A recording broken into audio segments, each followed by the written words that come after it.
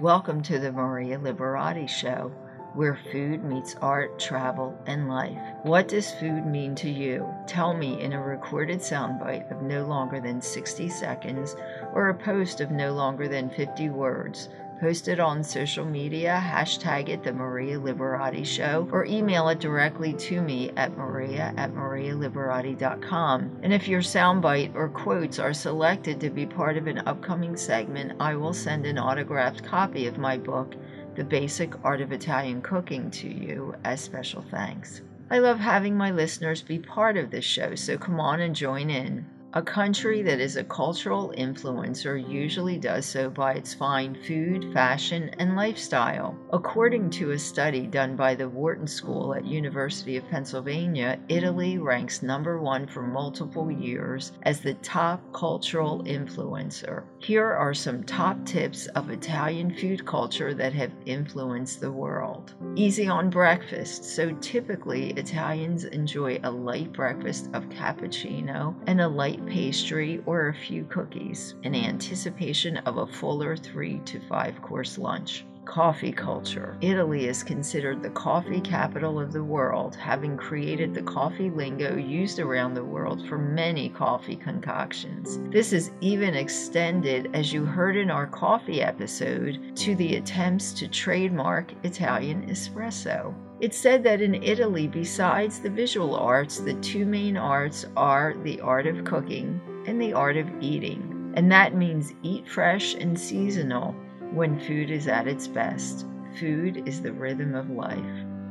Simple suppers. Supper is a light meal that is eaten later in the evening. Family gatherings are centered around food. When I was growing up, one of my uncles from Italy didn't trust a neighbor because they put basil in their bean soup. It was almost thought of to be an unforgivable sin. This reflects the passion Italians have with their food and why they are such cultural influencers. Food superstitions. If you spill wine on the table, it's good luck. But if you spill olive oil, that's bad luck. Gelato. It has less sugar than ice cream and is churned longer and is so much creamier than ice cream. And eating gelato on a warm summer night in the piazza in a little town in Italy is one of the most simple, tasty, and memorable experiences you can have.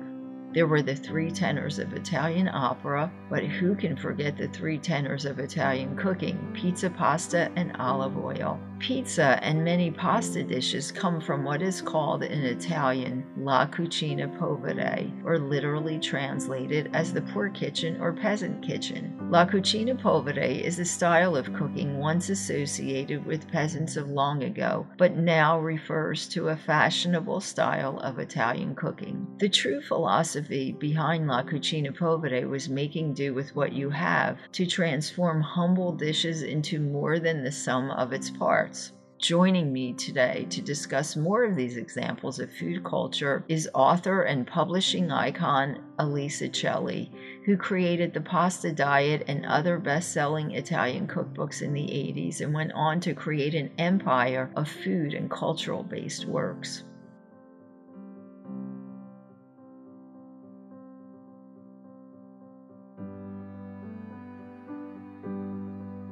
I'm so excited to have Elisa Celli. She is the national best-selling author of 4 books on Italian food and wine, and she's also a TV producer. And Elisa, one of your books that inspired me was a book, Elisa Celli's Light Italian Cooking, and I can remember there's a beautiful picture of you on the front looking very elegant at a table setting. Thank you. Yes. Yes. Oh, that actually, I found that book before I started writing, and I just found it so inspiring. So I just wanted to tell you.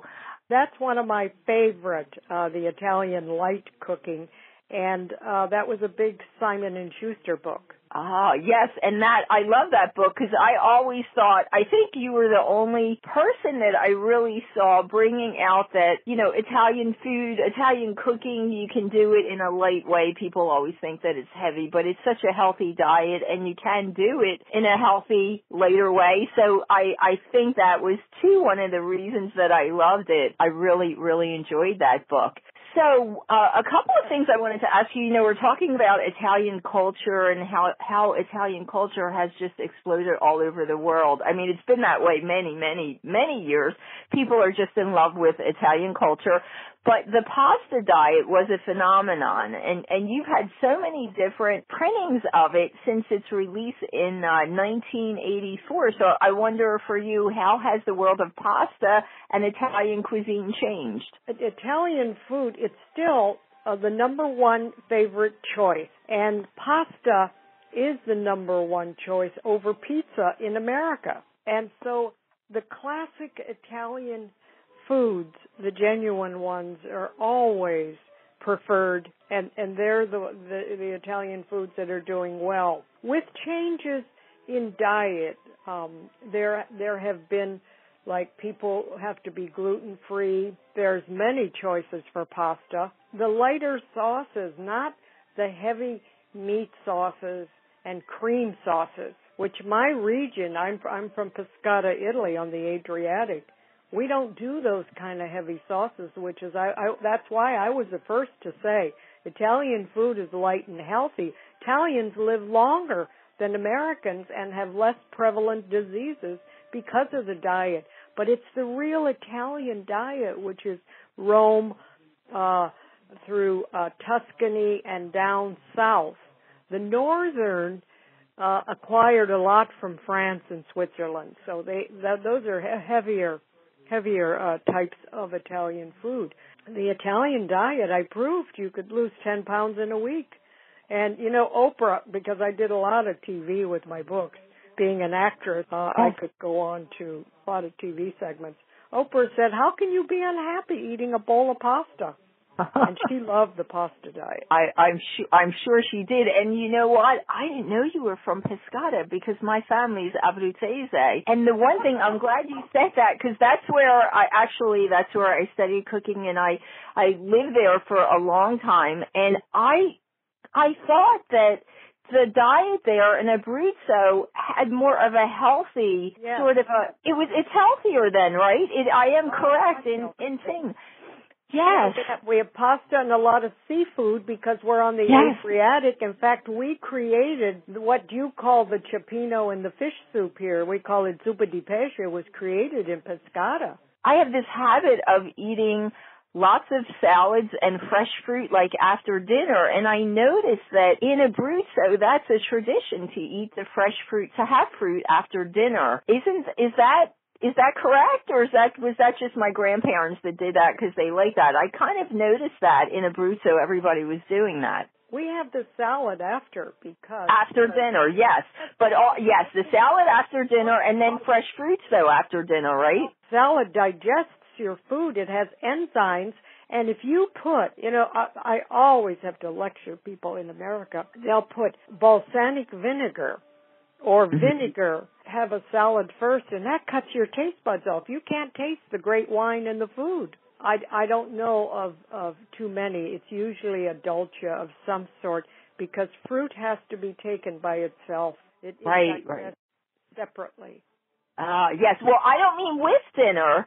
I just mean, after the meal is done, usually what we would do, after the meal is done, that's what I mean. There's usually always a fresh plate of fresh fruit somewhere, and after the meal is done, because, right, Italians eat these leisurely meals, and usually you're sitting there and then talking, and after the meal is done, after you've had your salad and your meal, develop this habit, and that always happened when I was in Abruzzo, but my grandparents used to do it all the time.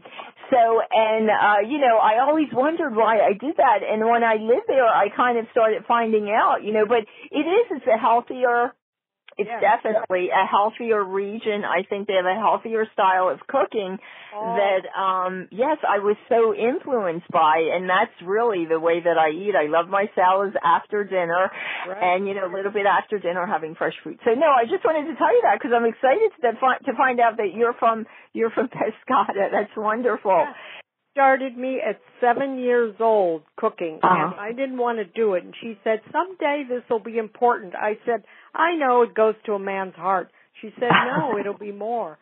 So all of my books, I always dedicate to my mother, who started. She was a fabulous cook in Abruzzo and entertained all the time. Had a big influence. Italy, and my mother and family, and my father was into wine. So I won an award for the biggest Italian wine section in any cookbook, Tastemaker Award, in that particular book, Italian Light Cooking. Oh, wow. And I have to go back. I have it in my office. Unfortunately, I haven't been back to my office because of the stay-at-home thing, but I do have it in my office. I couldn't get it to be with me.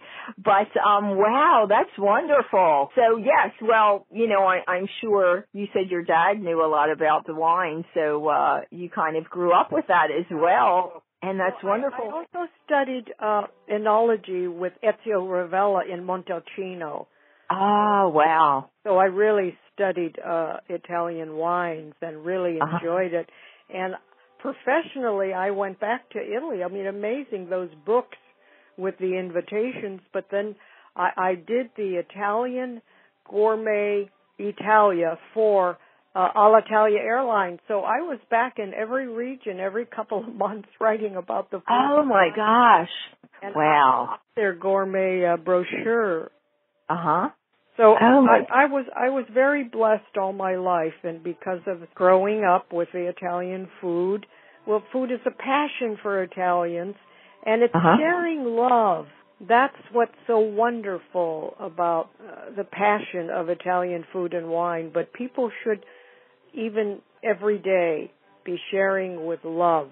And it's also very healthy when you're cooking because it's therapeutic. Yes, it is. It is. You know this, but there are actually some places now that have cooking classes for therapy.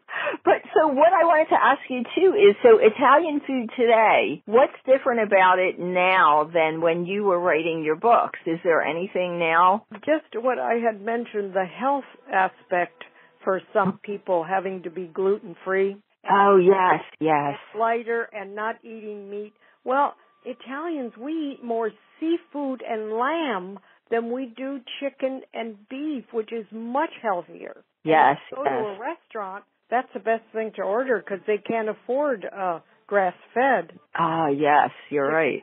So seafood and lamb, and people are gravitating towards that now and having more of the right vegetables and going organic and having red wine, which is totally fermented. It's healthy. It digests your food. It's resveratrol, so it's for longevity. Better than white wine because white wine puts on weight. Red wine takes it off. It stimulates your metabolic, gives you all the vitamins, minerals, and resveratrol. So a glass of red wine, with a bowl of pasta for whatever is your favorite kind of pasta. And by the way, imported pasta is the best wheat. And that even for gluten-free people. If you get imported pasta, Di Cecco, Del Verde, you're getting the healthiest wheat. And you are. Yeah, so that's what you would recommend then, getting the imported pasta. And that would definitely make sense. I would definitely recommend that as well. But yes, that's what you would recommend, getting the imported pasta, right? So the two questions left, I ask every guest this question, and I wanted to ask you. So I usually ask, what does food mean to you? Oh, food is joy, it's love, sharing. It's the passion of my Italian background and soul. It feeds the soul and the spirit, which is so wonderful. That's wonderful. And also, I want my listeners to know about any new projects that you have coming up. I mean, your books are wonderful. So, people can find your books I know they can find them on Amazon. Is that correct? Yes, they're all there. Okay. But tell us, do you have anything coming up that we should look for? Yes, I have a couple of new books that I've been working on. And, of course, everything being closed off is probably... Yes. Oh. And I have a new TV series and a couple of other projects. I'm in San Francisco, but I was in L.A. for a while in films and television also. Oh, that's wonderful. All right. Well, I guess I know everything is closed down. I have some productions that are kind of on hold right now also, but I guess we'll have to just, is there a website or a place that people can find you at too and look for, things coming up? My photo and my business website is on LinkedIn. Oh, yes, LinkedIn, exactly. So people can just look you up on LinkedIn and see. And I definitely recommend to people, if you want to eat healthy, because people are always asking me that, your books are the place to go if people want to know how to eat Italian and healthy, which is definitely, something they should do, because Italian food is healthy, as I know you've told us. They definitely, I highly recommend looking for Elisa Celli's books. Thank you. Go ahead, yes. I include a lot of the nutrition that I studied in the book. Oh, you do? Yes. You know what? And I think I do remember that. So that's also helpful too for people. But I know people are always, because I used to model, so people always say, well, how could you be an Italian chef and have been a model? And I always say, Italian food is healthy. So it's not, it's right? It's not difficult. I've been size 4 for 25 years or so. There you go. That's correct. Elisa, thank you so much. It's really a joy, and I was so excited to have you as a guest. Thank you so much for being a guest, and I will definitely keep you posted when this airs. Thank you so much. Brava on all your work. My compliments to you. This was a pleasure and a joy and a blessing. And so now during this time, we just reflect on how blessed we are. You're absolutely right. You know what? I couldn't be more in agreement with you. I always tell people, it's difficult, but we should reflect, just like you said, on how blessed we are and how lucky we are to be okay. You're absolutely right. That's beautiful, yes. Thank you so much, Elisa, and I'm sure we'll be connecting at some point. Yes, keep me posted on everything you're doing, too. I'm sure they're wonderful projects. And you, too. Thank you. I will definitely. Okay, you take care. I'll be talking to you. Thank you. God bless. Thanks. Ciao.